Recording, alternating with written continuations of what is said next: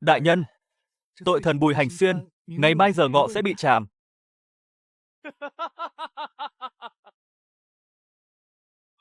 Thủ phủ đại nhân. Thủ phủ đại nhân đích thân tới xem ta rơi đầu sao?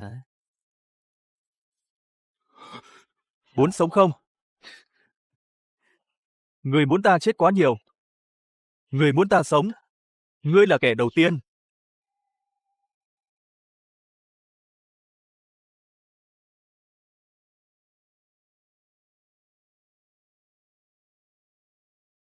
Thủ phủ đại nhân đích thân hạ mình, lại gần ta như thế. Không sợ một khi ta hứng lên, cắn đứt cổ họng ngươi sao? Ngươi bây giờ sẽ không làm vậy.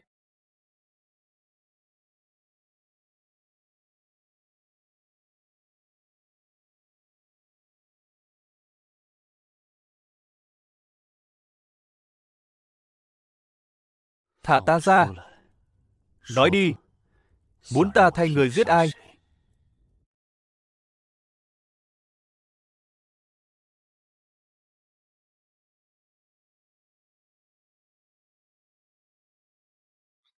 Lương thảo không đủ, lòng quân không vững. Đi chính là chịu chết. Ngươi không phải đến cứu ta. Ngươi là muốn ta đổi chỗ chết thôi. Ngươi nếu ở lại đây, ngày mai sẽ chết. Nếu ngươi đến Bắc Cảnh, ít nhất có thể chết trên chiến trường. Thủ phủ đại nhân đối với cách chết của ta, đúng là lựa chọn rất kỹ lưỡng. Được, ta đi. Nhưng ta muốn binh quyền, không phải 3 vạn, mà là một nửa trong tay ngươi. Được. Ngươi tin ta như vậy sao? Ta không phải tin ngươi.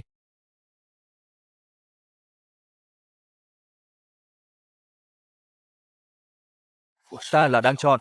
Ngươi duy nhất có thể thay ta phá vỡ bàn cờ này. Tạ Trần Uyên. Ngươi tốt nhất đừng để ta sống sót trở về. Ngươi nếu sống sót trở về, thiên hạ này sẽ đại loạn.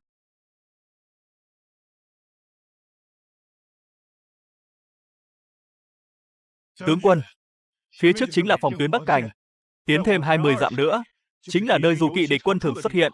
Các huynh đệ mấy ngày nay chạy đường dài, lòng quân không vững, có nên dựng trại nghỉ ngơi trước không? Ừ. Triều đình đưa Bùi Hành Xuyên lôi từ ngục tử tù ra, chẳng qua chỉ là đổi chỗ khá để chết mà thôi. Vị Trấn Bắc đại tướng quân này kháng chỉ không về, tự ý điều động binh mã, sớm muộn gì cũng liên lụy cả quân đội chôn cùng.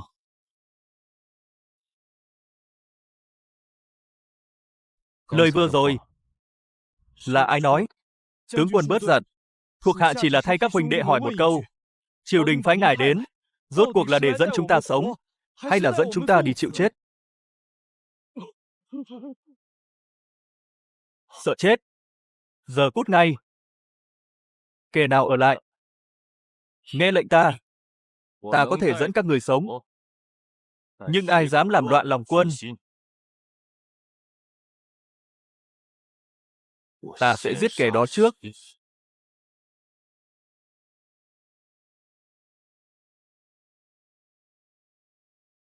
Nghe theo lệnh tướng quân, biên thương không thể tùy tiện mở. Đường lương thực Tây Nam quá xa, vận chuyển không kịp. Bùi Hành Xuyên kẻ này vốn khó thuần phục, nay binh quyền đã nắm trong tay. Nếu để hắn làm lớn ở Bắc Cảnh, hậu họa khôn lường.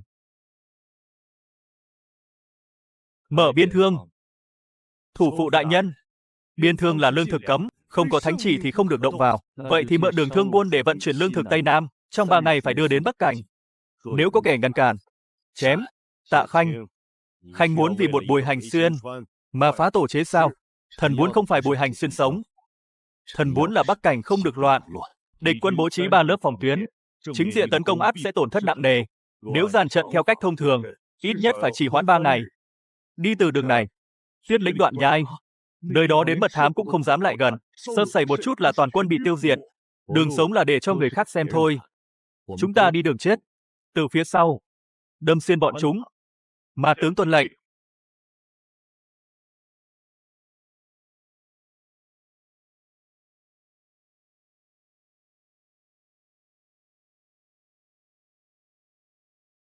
Giết.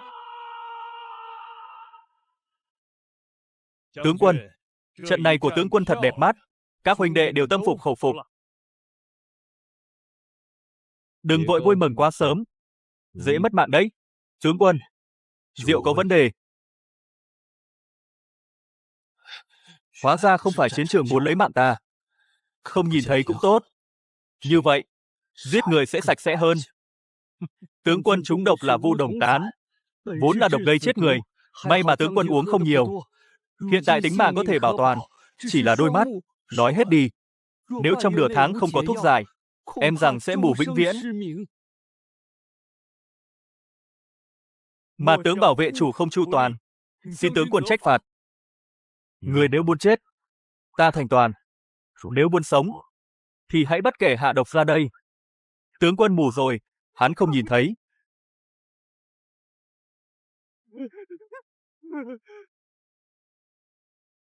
Mù là đôi mắt, không phải là đao.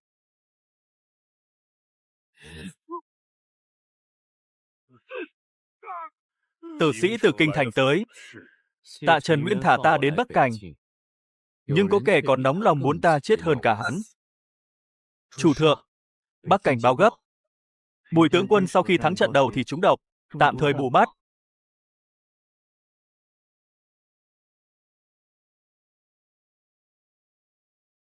Ai ra tay? Vẫn đang điều tra. Không tra ra được. Thì những kẻ đã từng tiếp xúc với hắn ở Bắc Cảnh và Kinh Thành trong 3 tháng qua, bắt nhốt lại hết. Chủ thượng, ngài muốn đích thân đến Bắc Cảnh sao? Hữu tướng trong kinh đang nhìn chằm chằm ngài đấy. Kẻ nhìn chằm chằm ta có rất nhiều. Hắn chỉ có một đôi mắt thôi. Vì một tên tướng mang tội, thủ phụ lại muốn rời kinh. Bắc Cảnh không thể loạn. Thủ phụ đại nhân nói năng thật đường hoàng. Chẳng qua là không nỡ để thanh đao kia gãy mất thôi. Trước khi đao gãy, thứ cắt đứt đầu tiên thường là cổ họng của kẻ cầm đao. Hữu tướng muốn thử không?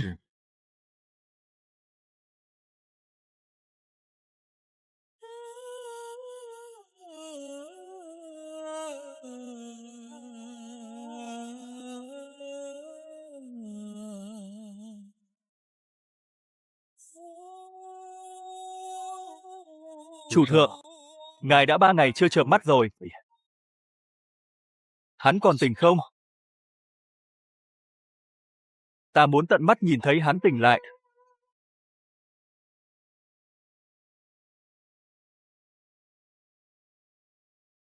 Tướng quân, ngài thực sự không nhìn thấy sao? Hay là ngài tiến thêm một bước thử xem?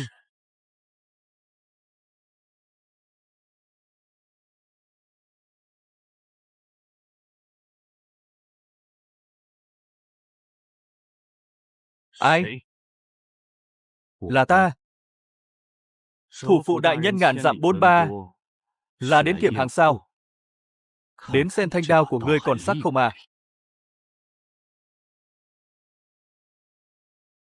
Vẫn còn sắc. Buông tay. Ngươi buông trước đi. Nhìn đủ chưa? Ta mù rồi. Thủ phụ đại nhân rất thất vọng. Thứ ta thất vọng là đám người ở kinh thành vẫn chưa chết sạch. Tạ Trầm Uyên, ngươi đau lòng cho ta sao? Ngươi có thể nghĩ như vậy. Để ta tự làm. Đừng động. Thủ phụ đại nhân cũng biết hầu hạ người khác sao? Chỉ hầu hạ người bị thương thôi.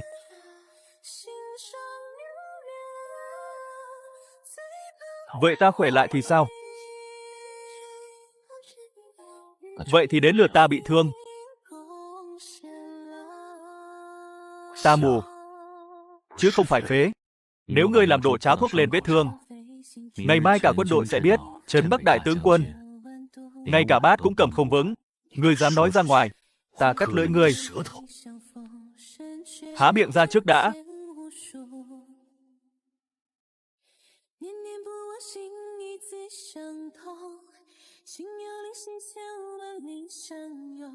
Ngươi bây giờ không được phép đi đâu cả. Tạ Trầm Uyên, Ngươi quản ta cứu ngươi ra, thì có tư cách quản sống chết của ngươi. Ngươi cứu ta, ngươi là đem ta từ thiên lao đến bất cảnh để chết. Nếu ta thật sự muốn ngươi chết, đêm ở thiên lao đó, đã không hỏi ngươi có muốn sống hay không rồi. Vậy rốt cuộc ngươi muốn gì? Ta muốn ngươi sống.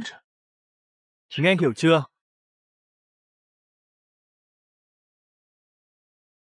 Tiến của Bắc Cảnh quân.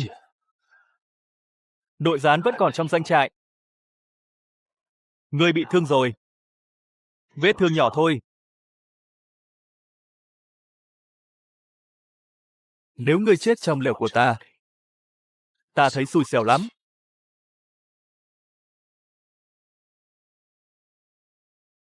Hành Xuyên, đừng phát ra tiếng, hãy sống sót.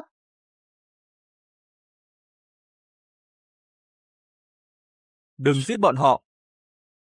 Ta ở đây. Bùi Hành Xuyên, tỉnh lại đi. Những ngày tháng sau này, để ta làm đôi mắt cho ngươi.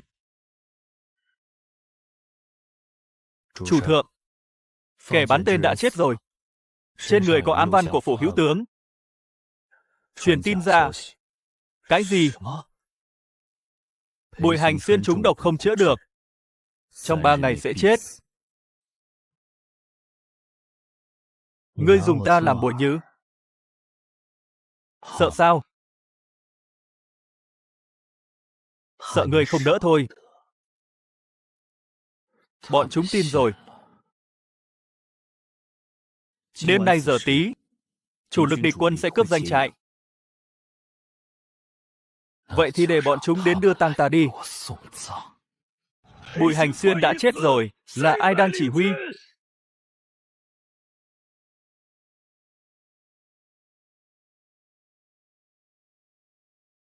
Đầu của bản tướng, ngươi tự mình đến lấy đi. Ngươi không chết. Diêm Vương chê ta giữ dặt quá. Không thu.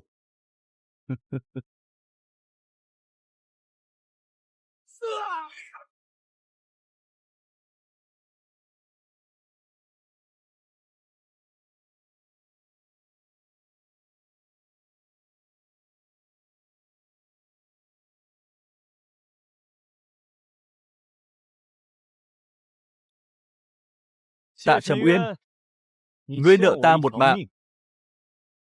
Ghi sổ đi. Ta muốn lấy lãi.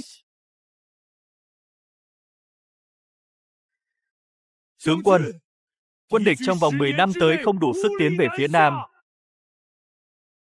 Bỏ tay ra, để người ta nhìn thấy không hay đâu. Vậy thì cứ để bọn họ nhìn.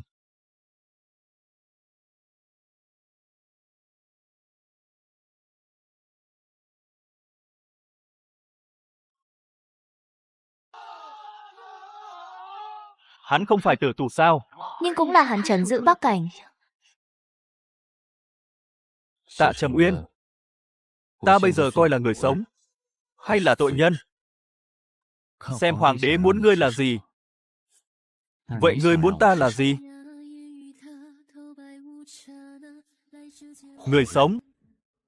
Bệ hạ nhân hậu. Chỉ là Bùi Hành Xuyên tính tình khó thuần. Nắm binh quyền, sợ sẽ trở thành hậu hoạn. Hữu tướng yên tâm. Nếu ta thật sự muốn tạo phản, người đầu tiên ta cắt chính là đầu của ngươi. Đỡ phải để ngươi ngày đêm canh cánh. Bùi hiệu úy bệnh mắt chưa khỏi, lời lẽ thất lễ. Thần sẽ quản giáo. Ai cần ngươi quản giáo? Không phục. Về phủ rồi nói tiếp.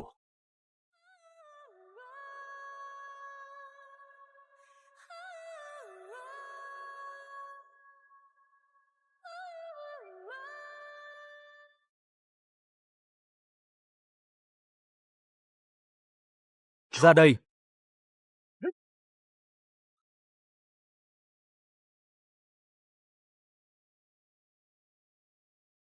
Lại là lũ chó từ kinh thành tới. Ngươi cho rằng năm đó kẻ giết cả nhà ngươi chỉ có mình Hữu tướng sao? Điên rồi sao? Muốn hắn làm cái gì?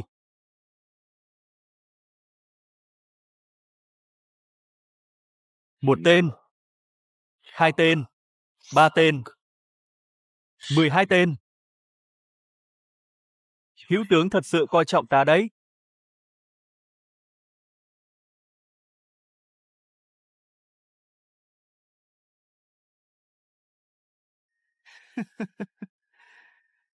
Người không nhìn thấy, chống đỡ không được bao lâu đâu. Sao các ngươi vẫn luôn cảm thấy, nhìn thấy thì mới sống được? Ai phái người đến? Tính cách ta không tốt, tính kiên nhẫn còn kém hơn.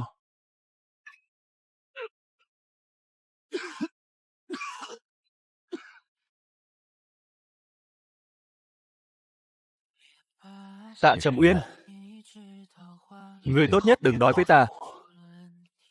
Là ngươi đã biết từ sớm.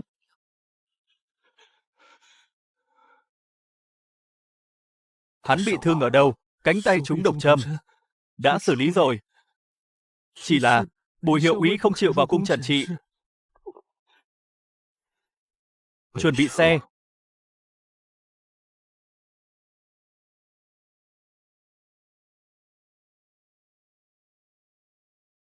Thủ phụ đại nhân đến nhanh thật. Là sợ ta chết rồi không ai làm đao cho ngươi sao? Về phủ với ta. Dựa vào cái gì?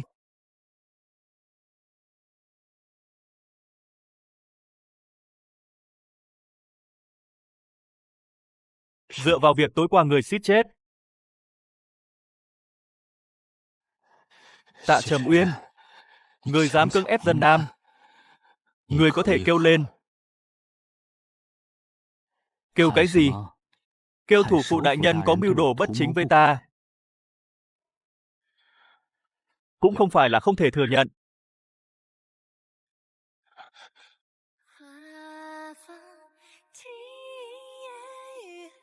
Căn phòng này sao chỉ có một chiếc giường?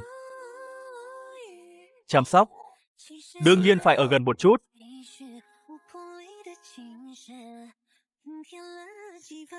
Ngươi dám qua đây ta sẽ đạp ngươi xuống dưới.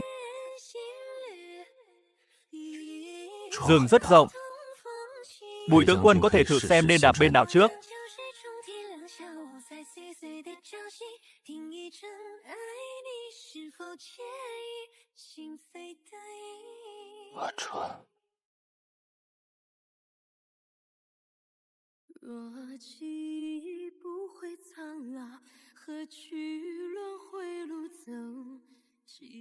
Đồ tạp chủng không cha không mẹ, cũng xứng đọc sách sao?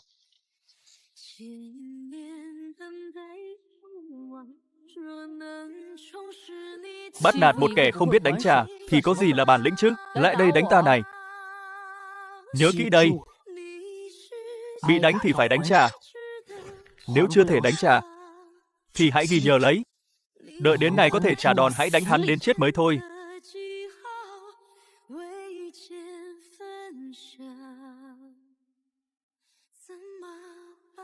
Người không nhớ rõ cũng tốt.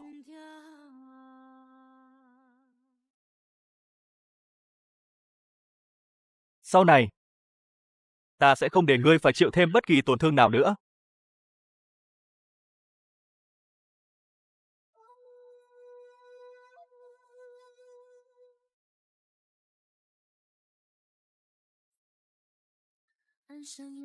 Chẳng phải chỉ là bị hôn một cái thôi sao? Mình căng thẳng cái gì chứ?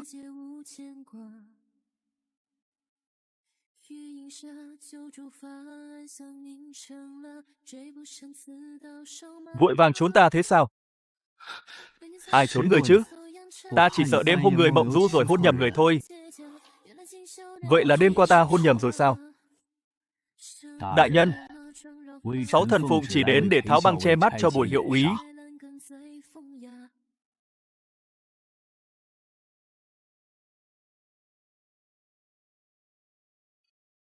Độc tố đã tan 7 phần.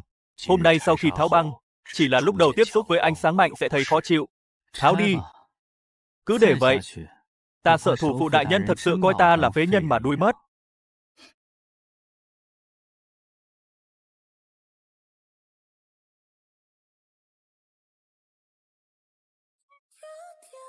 Mắt vừa mới khỏi, thích khách chưa trừ tận gốc. Ngươi không được đi. Ta không phải phạm nhân của ngươi. Cũng không phải hạng người ai cũng có thể động vào. Tạ Trầm Uyên, rốt cuộc ngươi coi ta là cái gì? Đao, quân cờ, hay là con sói ngươi nuôi vì chút hứng thú nhất thời? Chính vì ta nhẫn nhịn, mới khiến ngươi phải chịu hình trong thiên lao, bị trúng độc ở Bắc Cảnh, bị ám sát ở Bồi Phủ.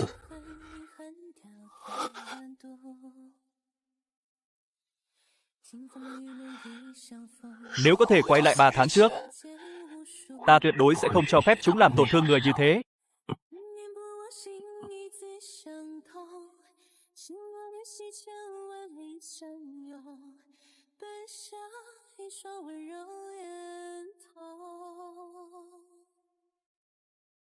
Tử sĩ của Hữu Tướng Phủ, người nhận ra dấu vết trên người thích khách đêm nọ ư? Hình xăm tử sĩ của Hữu Tướng Phủ chỉ có ám vệ nội viện mới có thể dùng.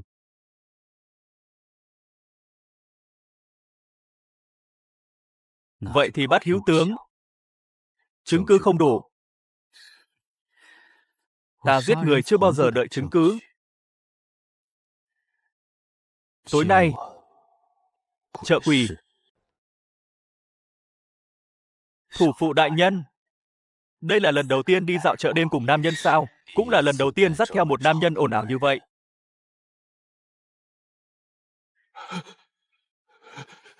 Hoa văn này không được hỏi. Sẽ chết người đấy. Không nói, bây giờ sẽ chết luôn. Nói đi, ta bảo đảm ngươi không chết.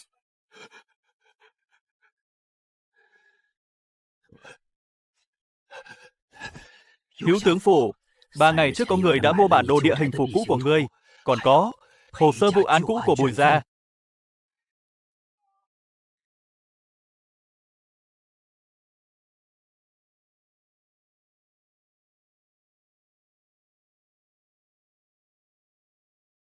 Ngươi bảo đảm, lại bảo đảm như thế sao?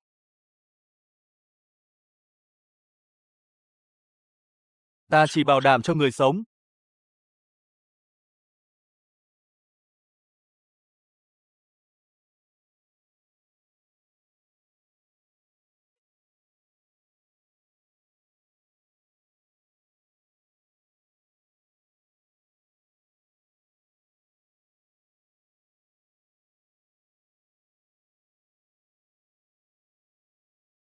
Tướng quân, đợi thủ phụ đại nhân về rồi hãy đi. Đợi hắn về sao? Hắn lại muốn nói chuyện chứng cứ, nói chuyện bố cục. Thù của ta không đợi được.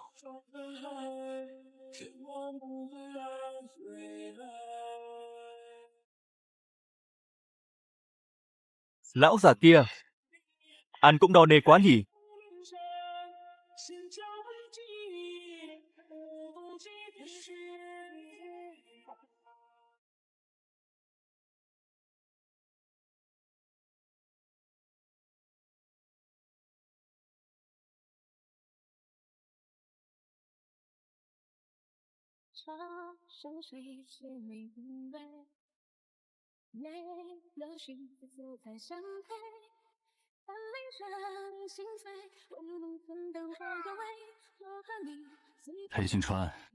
Tối nay ngươi không thoát được đâu. Cả nhà bị diệt môn ta còn bước qua được. Các ngươi là cái thá gì chứ?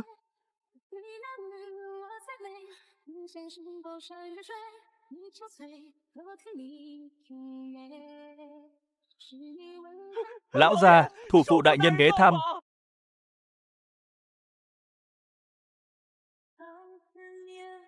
Thủ phụ đại nhân đêm khuya ghé thăm. Chẳng hay có chuyện gì. Trong phủ của ta lạc mất một con sói không nghe lời. Đến quý phủ để tìm xem sao.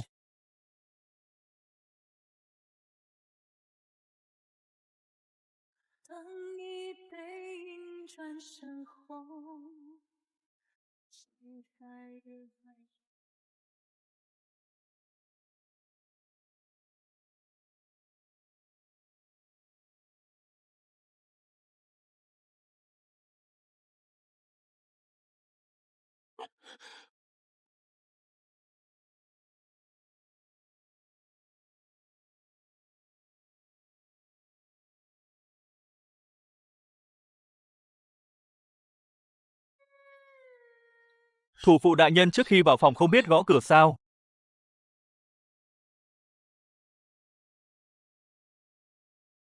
Ngươi một mình thâm nhập hữu tướng phủ sao?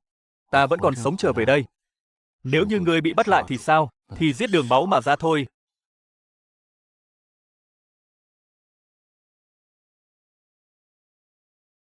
Ngươi tưởng lần nào cũng có người thay ngươi cầm chân hữu tướng sao?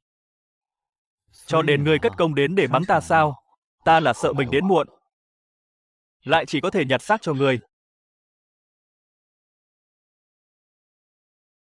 Tạ Trầm Uyên, dáng vẻ đau lòng vì người khác của ngươi thật khó coi.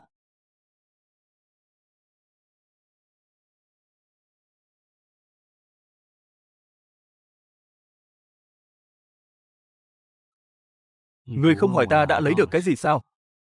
Ta phải xác nhận xem ngươi còn mạng để nói không đã. Vậy bây giờ, nói chính sự.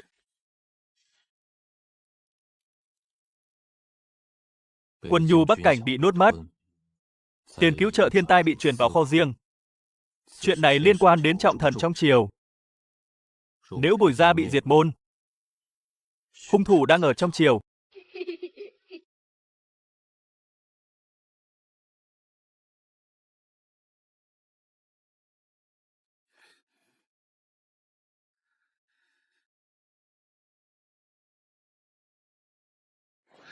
Đừng chạm vào ta.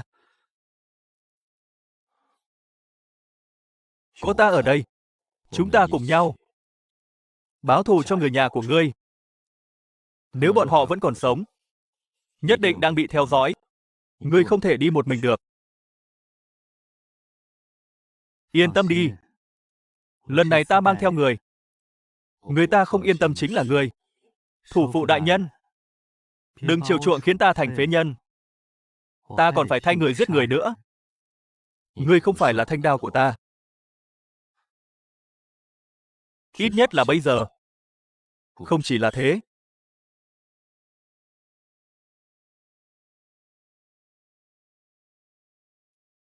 Chủ thượng không ngăn cản sao? Hắn muốn tự tay tìm lại chân tướng.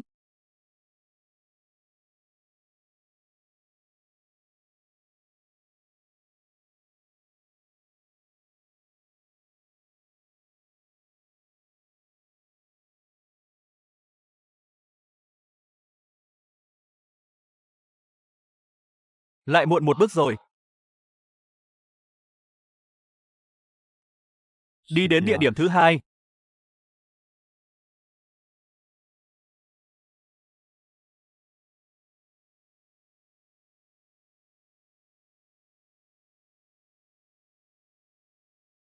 Trướng phòng vẫn còn sống.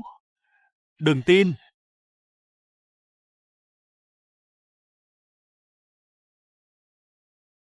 Ai ở phía trước?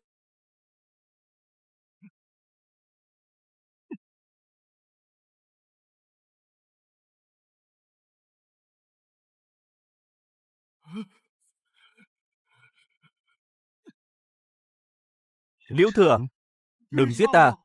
Không phải ta hại Bùi gia. Ta chỉ phụ trách áp tải lương thảo thôi. Muốn giết hắn sao? Xếp hàng đi. Trướng phòng còn sống. Hữu tướng không phải là chủ tử thực sự. Chủ tử ở trong cung. Trong cung sao? Năm đó kẻ hạ lệnh thanh trừng Bùi gia chính là người nắm giữ miếng ngọc bội này.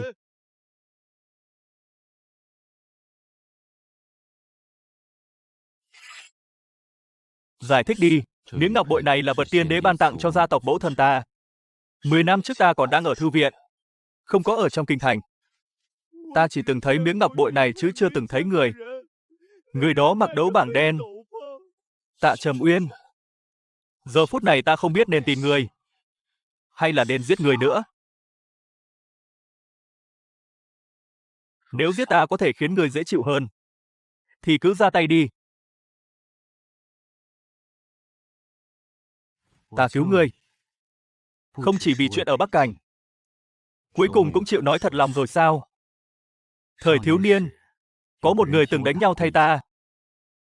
Hắn không nhớ rõ, nhưng ta vẫn ghi nhớ suốt nhiều năm qua.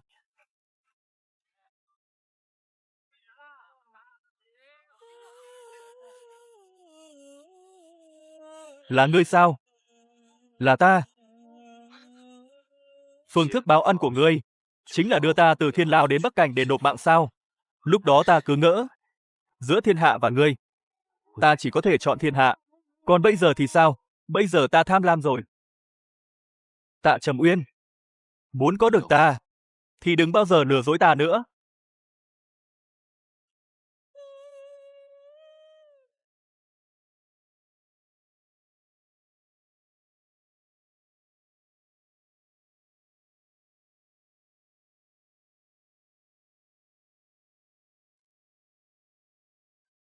Bùi Hành Xuyên, giao sổ sách ra đây.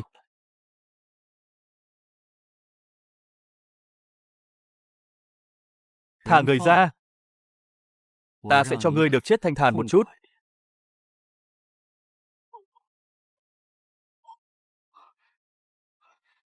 Trướng phòng không có ở Hữu Tướng phủ. Ở đây.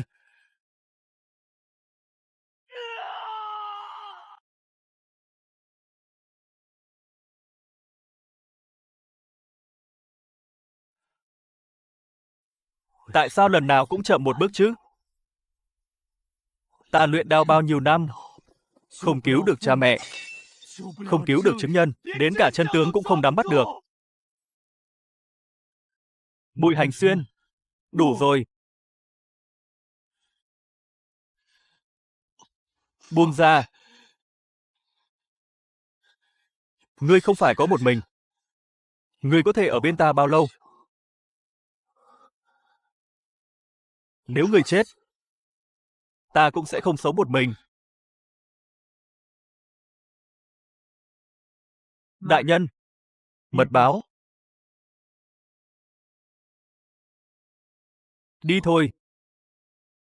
Ngươi che giấu nhiều người như vậy. Nếu thủ phụ chỉ dựa vào ơn vua để sống lay lát, thì đã sớm lụi bại từ lâu rồi. Cho nên bên ngoài bách tính và giới thanh lưu mắng ngươi là gian thần, kết đảng lập phái, quyền nghiêng triều chính. Cũng chẳng mắng sai chút nào. Vậy ngươi có sợ không? Ta thích kẻ hung dữ.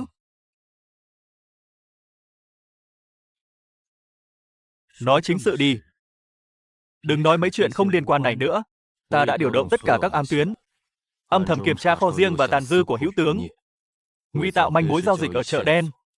Ngươi dẫn người canh giữ ở các lối trọng yếu của chợ đen, phụ trách tiếp ứng và đỡ tay trên, chặn đứng tuyến đường vận chuyển hàng riêng của lão ta. Nếu lão ta bản tính đa nghi, án binh bất động thì phải làm sao? Sự sắp xếp của chúng ta chẳng phải uổng phí sao? Ta sẽ tung tin ra ngoài, khiến lão ta tưởng rằng bằng chứng lão ta thông đồng với địch, đã rơi vào tay người mua ở chợ đen rồi. Người lấy manh mối giả làm mồi nhử, để lão ta phải chủ động ra tay. Lần này, ta không phải là người ngoài, mà là con sói cùng ngươi cắn xé kẻ địch. Cùng tiến cùng lui, tuyệt không lùi bước. Được.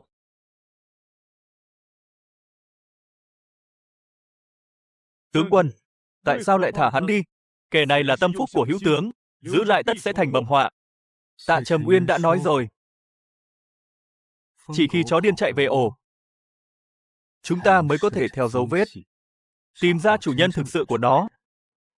Nghe nói có khách quý từ xa tới, muốn mua lại sổ sách vụ án cũ của Bùi gia 10 năm trước. Đó là vụ mua bán có thể bị mất đầu đấy.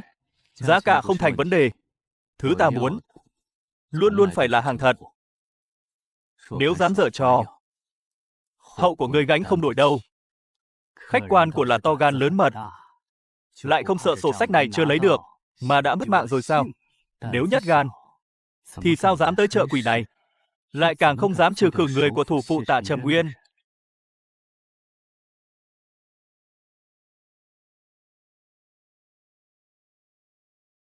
Bùi Hành Xuyên, ngươi của nhiên đã tới, ta đã sớm rằng sẵn thiền là địa võng, chỉ đợi ngươi tự chui đầu vào lưới thôi.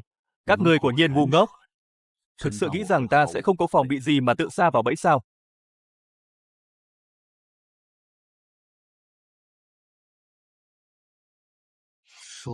Sổ sách vụ án cũ của Bùi gia, rốt cuộc là tuồn ra từ đâu? Ở trong kho cũ của hộ bộ, có người âm thầm giúp Hữu Tướng rửa tiền, tiêu hủy chứng cứ phạm tội.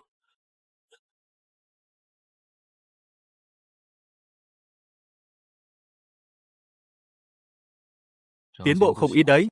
Đã học được cách dự đoán cơ quan và mai phục rồi. Ở cùng loại cáo già như ngươi lâu ngày, cũng phải biết động não một chút chứ, nếu không sớm muộn gì cũng bị ngươi đem bán, lại còn giúp ngươi đếm tiền nữa. Tư binh của hữu tướng canh giữ ở vòng ngoài phí tự. Cấm quân trong cùng đích thân canh giữ ở lớp trong. Xem ra những gì tên trứng phòng này biết được, còn nhiều hơn những gì chúng ta dự tính. Ngươi dùng kế điệu Hồ Ly Sơn, dẫn dụ cấm quân và tư binh đi. Ta nhân cơ hội lèn vào phí tự cứu người, quá nguy hiểm. Tạ Trầm Uyên, ngươi đã nói rồi mà. Lần này chúng ta cùng sát cánh chiến đấu. Sát cánh. Không phải là ngươi giấu ta ở sau lưng, mà là ngươi và ta mỗi người trấn giữ một phương, hỗ trợ lẫn nhau. Cầm lấy. Trong vòng nửa nén hương, nếu ngươi không bước ra khỏi ngôi chùa hoang này, ta lập tức dẫn người xông vào. Cho dù có kinh động đến hoàng thất, cũng tuyệt đối không để ngươi xảy ra chuyện. Xem ra vị trí của ta trong lòng ngươi cũng không hề nhỏ nhì. Ngươi có thể nói thêm một câu vô nghĩa nữa xem. Ngay bây giờ, ta sẽ nhốt ngươi vào thư phòng.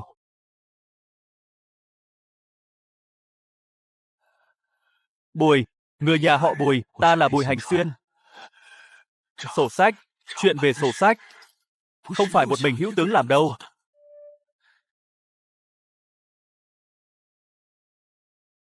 Ta đã nói rồi, trong vòng nửa nén hương phải ra ngoài. Ta chẳng phải vẫn còn sống đây sao? Không chỉ có mình hữu tướng, mà còn có Hoàng thất. Vụ án cũ của Bùi gia có liên quan đến cả những người trong Hoàng thất. Ngươi sợ rồi sao? Chuyện này nếu tra đến cùng, thứ bị lung lay không chỉ là một mình hữu tướng, mà là căn cơ của cả hoàng quyền. Thiên hạ sẽ đại loạn. Lúc cả nhà họ Bùi của ta bị chém sạch, khi họ chết trong oan ức, ai đã từng lo cho căn cơ của họ? Ta có thể thay người giết hữu tướng, thay người lật lại vụ án cũ của Bùi gia, trả lại sự trong sạch cho người thân của ngươi. Nhưng không thể để thiên hạ đại loạn lần nữa, không thể để thêm nhiều người phải bỏ mạng vô ích, cho nên lại muốn ta nhẫn nhịn sao? Tạ Trầm Uyên, năm đó người cứu ta là để ta được sống, hay là để ta học cách ngậm miệng?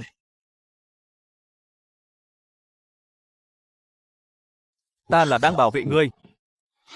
Bệ hạ, thần có bản tấu chương, hậu duệ của tội thần Bùi Hành Xuyên, tư thông với địch quốc ngụy tạo chứng cứ, mượn vụ án cũ của Bùi gia để ác ý vu khống trọng thần, làm loạn triều cương, tầm địa đáng chết, xin bệ hạ nghiêm trị. Bùi Hành Xuyên, ngươi chỉ là hậu duệ của một tội thần, may mắn sống sót qua ngày, có tư cách gì ở trên triều đình này mà vu khống ta? Dựa vào nỗi oan khuất chưa được rửa sạch của cả nhà họ Bùi ta, dựa vào việc ta sẽ đích thân vạch trần bộ mặt thật của lũ gian định tiểu nhân các người.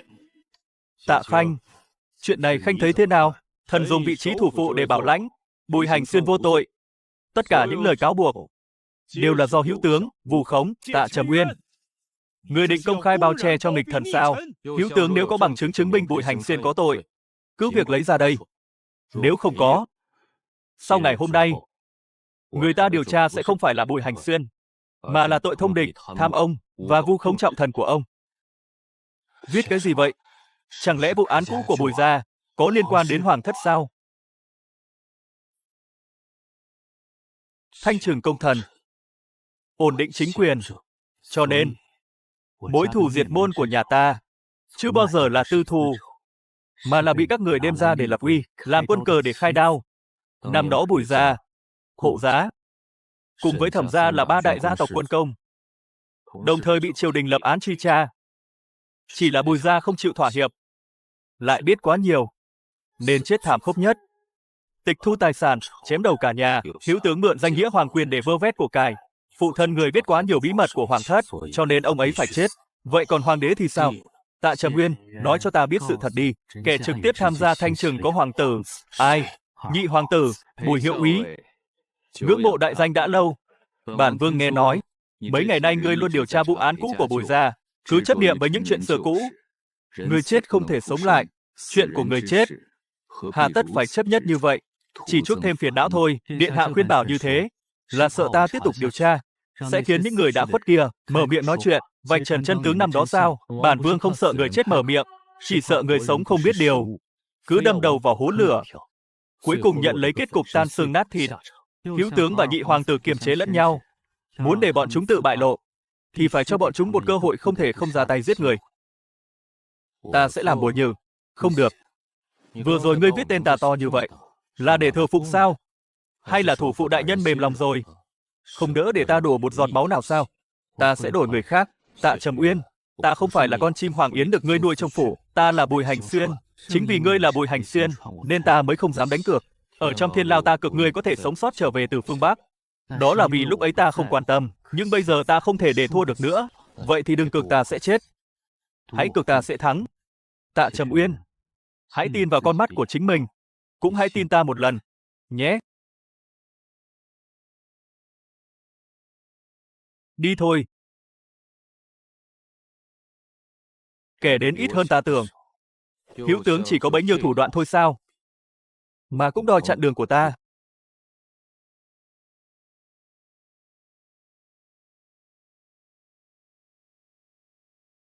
Về nói với hữu tướng, Bùi Hành Xuyên chưa chết. Lần tới người chết sẽ là lão ta. Thủ phụ đại nhân, ngươi tưởng đây là cái bẫy của hữu tướng sao? Đây là ý muốn của người trong cung. Sổ sách giả đều là ngụy tạo. Vết tích này là của phủ ngươi, độc là do ngươi đưa tới, cũng là do ngươi hạ độc. Lão già kia, nợ máu của Bùi gia năm đó. Ngày hôm nay, bản tướng sẽ khiến lão phải nôn ra từng giọt một. Hữu tướng từ túi quân lương, hãm hại Bùi gia, ám sát công thần, chứng cứ đã đầy đủ, xin bệ hạ định tội. Bùi gia đáng chết. Năm đó thanh trừng công thần là ý trời. Nếu không vì bọn chúng nắm binh quyền quá lớn, thì triều đình sao có thể yên ổn? Cuối cùng ông cũng nói ra rồi. Hóa ra cả nhà họ Bùi trung liệt của ta, trong mắt các người, chỉ gọn lọn trong hai chữ, đáng chết. Hữu tướng và nhị hoàng tử cấu kết buôn bán quân giới, mưu đồ mượn vụ án cũ để khống chế triều cục. Thần xin lệnh bắt giữ hữu tướng. Bắt lấy.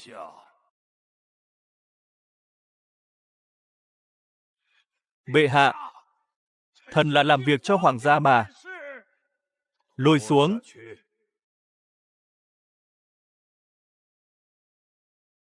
Đây mới chỉ là lớp đầu tiên thôi. Hành Xuyên, đừng vội. Ta sẽ cùng ngươi từ từ kết thúc ân oán này. Thủ phụ đại nhân, bệ hạ triệu ngài vào cung gặp riêng. Tạ Khanh, ngươi có phải đã tra quá sâu rồi không? Có những chuyện không nên đào bới đến cùng. Thần chỉ là chấp pháp công minh, trả lại sự trong sạch cho bậc trung lương. Sự trong sạch quan trọng, hay tính mạng của ngươi quan trọng hơn?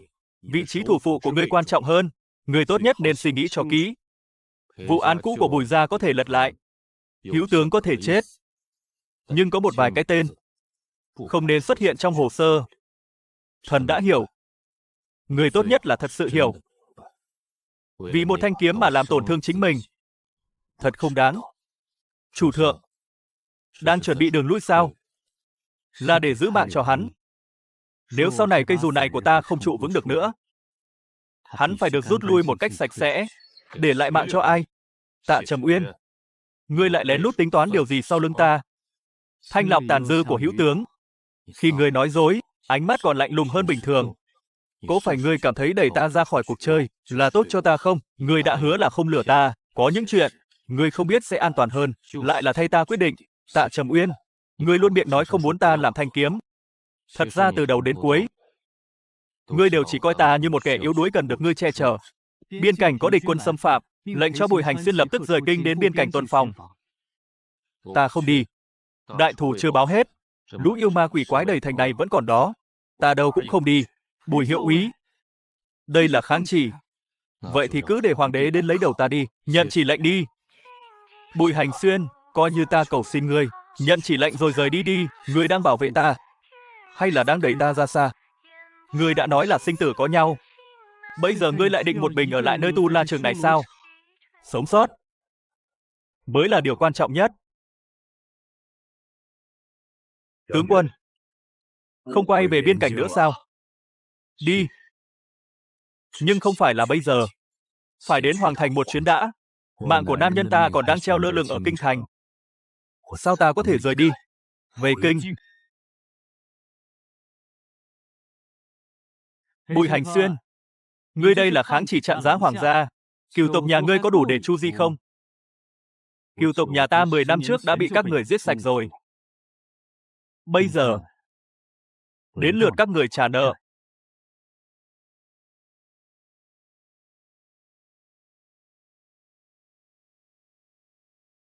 Nhát đao này, ta ghi nợ. Nhưng lấy cái mạng vàng ngọc của ngươi ra để đền.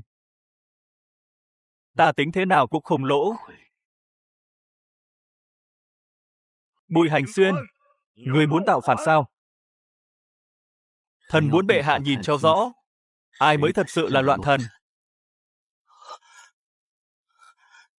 Năm đó Thanh Trừng công thần, hữu tướng là đao, nhị hoàng tử là tay. Bệ hạ đến hôm nay vẫn còn muốn bao che cho hắn sao?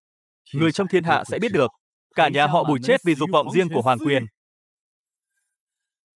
Nhị hoàng tử, tước bỏ phong hiệu, giam vào thiên lao. Bùi Hành Xuyên, ngươi tưởng ngươi thắng rồi sao? Trên đoàn kiếm đó có độc, ngươi không sống quá được 3 năm đâu. Đừng có khóc ở trên triều, mất mặt lắm. Thủ phụ đại nhân, thiên hạ thái bình rồi. Sau này, sẽ không còn ai bắt nạt người nữa. Độc này tên là Tam Niên Tuyết. Nếu không giải độc ngay, độc sẽ ngấm vào xương tủy. Tối đa là 3 năm. 3 năm là đủ rồi. Đủ để ngươi hoàn tất vụ án của gia đình ta. Chưa đủ.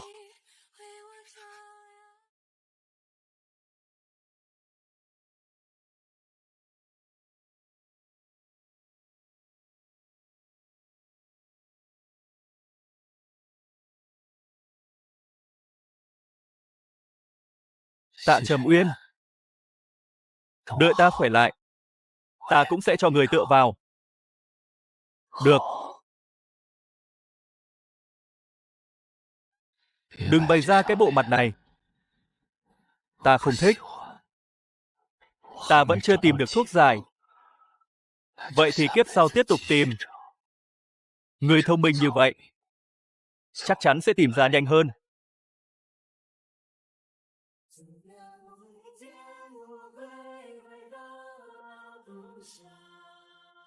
Ta sẽ đến rất nhanh. Không lừa ngươi đâu. Tạ Trầm Uyên, ta không đỡ rời xa ngươi.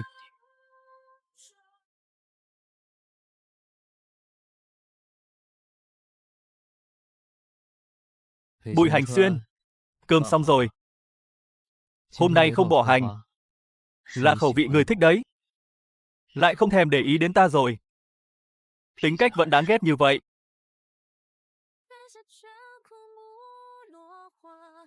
Hôm nay cháo không bị khê.